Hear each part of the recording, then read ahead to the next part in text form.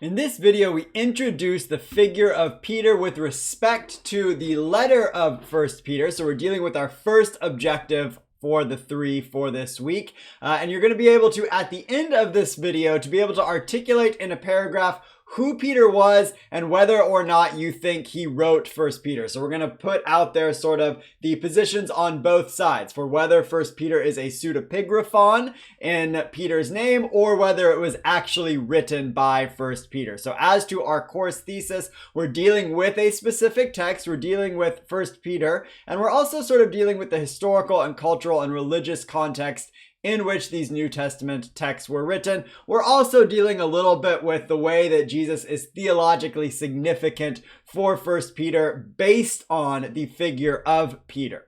So, who was this man named Peter? As a reminder, back to our units on the Gospels and back to your knowledge of the Gospels, Peter is one of those three disciples in the sort of inner circle with Jesus. So a major figure sort of in the life of the historical Jesus, that he seems to have been one of Jesus's sort of main and closest disciples according to the Gospels. In the Gospels, he's the first to recognize Jesus as Messiah, at least in the Synoptic Gospels.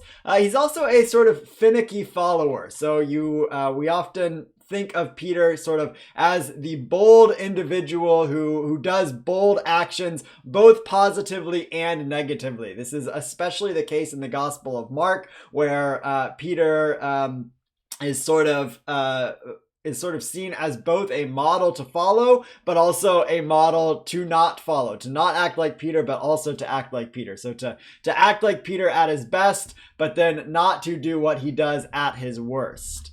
And moving sort of outside the Gospels to Acts and then also to Paul, we find that Peter is a significant figure in the early church after Jesus' death, resurrection, and ascension. That Peter is really one of the pillars of the early church.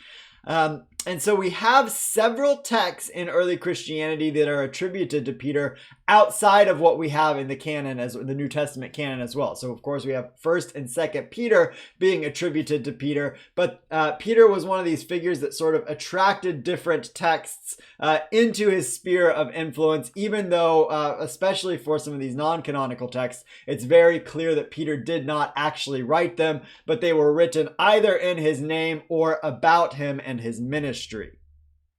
So then that begs the question, did Peter write this document, 1 Peter, that bears his name? The same goes for 2 Peter. With respect to 1 Peter, there's a better case can be made that Peter actually wrote 1 Peter. When it comes to 2 Peter, most scholars, even more conservative scholars, are going to claim that Peter did not, in fact, write 2 Peter, that it's a pseudepigraphon. But with 1 Peter, the position is a little bit more divided, that you have people on both sides of the fence. And so, of course, in 1 Peter 1:1, the author is named as Peter, an apostle of Jesus Christ. And so what we're going to do is put out there on both sides reasons to doubt that this attribution is actually Peter himself penning the gospel or dictating the gospel, and reasons also to accept that Peter wrote this gospel, that it came from his mouth. So the first reason for doubt is that 1 Peter shows some of the best Greek in the New Testament. So it's close to something like the Epistle of Hebrews, insofar as its style and in the Greek ability that it shows. And so the reason that one would doubt that something with such good Greek was written by Peter is because historically Peter was, of course, a Galilean fisherman, sort of a backwoods man. We don't get the sense that he is educated, highly educated, that is, from the Gospels or from Acts.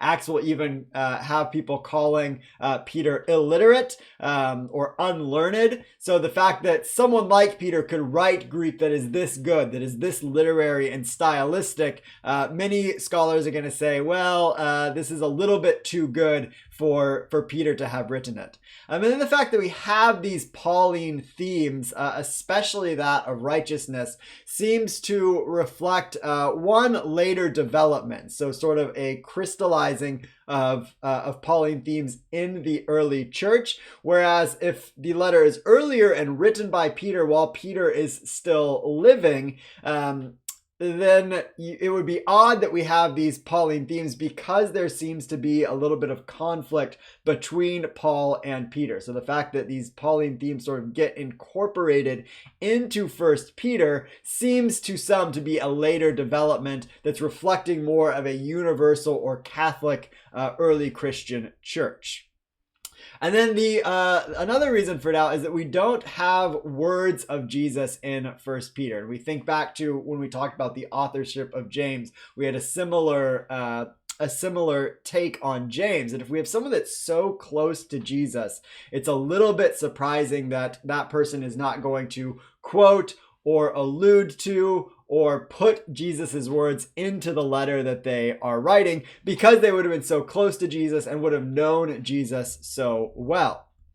And then on the other side, our reasons to accept that 1 Peter was in fact written or dictated by Peter himself is that the beginning of the text says Peter, that there is a claim that Peter was in fact the author. And then the fact that this letter was universally accepted in early Christianity. There was there weren't doubts about whether 1 Peter was authoritative and canonical early on, as there were for other New Testament texts. Some New Testament texts were sort of late comers to the canon, that their status was disputed in the early church. This is not the case with 1 Peter. It's universally accepted as an authoritative text, which might suggest that it in fact comes from an authoritative figure who is close to Jesus.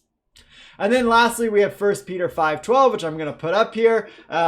Peter closes by saying, through Silvanus or Silas, whom I consider a faithful brother, I have written this short letter to encourage you and to testify that this is the true grace of God. Stand fast in it. So what Peter is saying here is that he is writing through an amanuensis or a scribe. So what this does is it sort of takes away some of those reasons for doubt. If Peter is dictating to a scribe, that scribe, who is probably well trained in how to write well, could make Peter's words more stylistic. He could form them into something that reaches the literary Greek that we find in 1 Peter. So some of those reasons that we might doubt, we might doubt that 1 Peter is written by a Galilean fisherman, are taken away when we recognize that this is a dictated letter. So moving from author to audience, who is being addressed in 1 Peter? We get a sense of this from three different places, or at least three different places in the letter. The first is the explicit named addressees in the salutation of the letter: to the exiles of the dispersion in Pontus, Galatia, Cappadocia, Asia, and Bithynia. So notice that we don't have a specific church, we don't have a specific region, we have a large area to which multiple churches are addressed. So this is why 1 Peter is called a Catholic or universal epistle, because it's written not to one specific audience, but to many churches across a large area. So if we look here, we're going to be Bithynia, Galatia, Pontus, Cappadocia. So this is the area we're talking about, a pretty vast geographical swath. And then 1 Peter 4:3-4 says this. It's short, so I'm going to read it. You have already spent enough time in doing what the Gentiles like to do, living in licentiousness, passions, drunkenness, revels, carousing, and lawless idolatry. They are surprised that you no longer join them in the same excesses of dissipation, and so they blaspheme. So what this suggests to us is that most of the audience that 1 Peter is addressing is former Gentiles who came into the Jesus movement, began to worship the Jewish God by means of Jesus' death, resurrection, and ascension. And we get the same idea from 1 Peter chapter 2, verses 9 and 10. But you are a chosen race, a royal priesthood, a holy nation, God's own people, in order that you may proclaim the mighty acts of him who called you out of darkness into his marvelous light. Once you were not a people, so quoting Hosea here, but now you are God's people. Once you have not received mercy, but now you have received mercy. So what Peter is saying here is that formerly you were not part of the holy nation. You were not part of the chosen race. You were not part of Israel.